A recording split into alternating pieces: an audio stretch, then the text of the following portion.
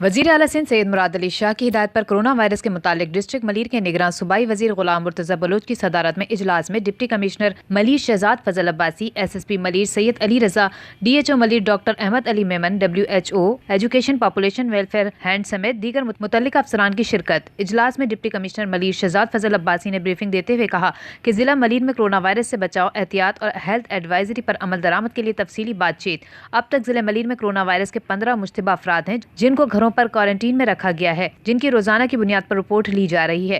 DC Malir کی صوبائی وزیر کو مزید آگاہی دیتے ہوئے کہنا ہے کہ آگاہی کوارنٹین کے تمام افراد باہر ملک سے آئے ہیں۔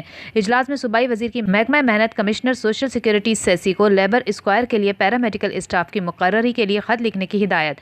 صوبائی وزیر کی ملیر میں ایران سمیت دیگر ممالک سے آئے ہوئے افراد کی نشاندہی کے لیے پرائمری اور سیکنڈری ٹیچرز پر مشتمل لوکل اساتذہ کی کمیٹیاں بنانے کی ہدایت۔ صوبائی وزیر کا متعلقہ محکموں کے افسران کا روزانہ کی بنیاد پر اجلاس بلانے کے احکامات اور روزانہ کی بنیاد پر پروگریس رپورٹ بنانے کی ہدایت۔ صوبائی وزیر نے اجلاس کے بعد کراچی ایئرپورٹ پر بیرون ملک سے آنے والوں کی اسکریننگ اور انتظامات کا جائزہ بھی لیا۔ صوبائی وزیر غلام مرتضی بلوچ نے ڈپٹی کمشنر ملیر کے ہمراہ 400 بیڈ کوارنٹین سینٹر میں جاری کام کا بھی معائنہ کیا اور 120 بیڈ آئسولیشن سینٹر کا بھی وزٹ کیا۔ صوبائی وزیر غلام مرتضی بلوچ نے کہا کہ سندھ حکومت کورونا وائرس پر متحرک ہے، اس میں عوام کے ساتھ کی ضرورت ہے۔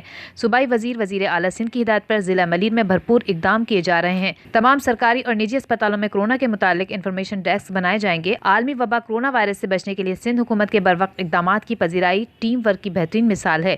وحید مراد سیال، ایکتا ٹی وی ملیر۔ To watch more videos, please subscribe to our YouTube channel and click the bell icon.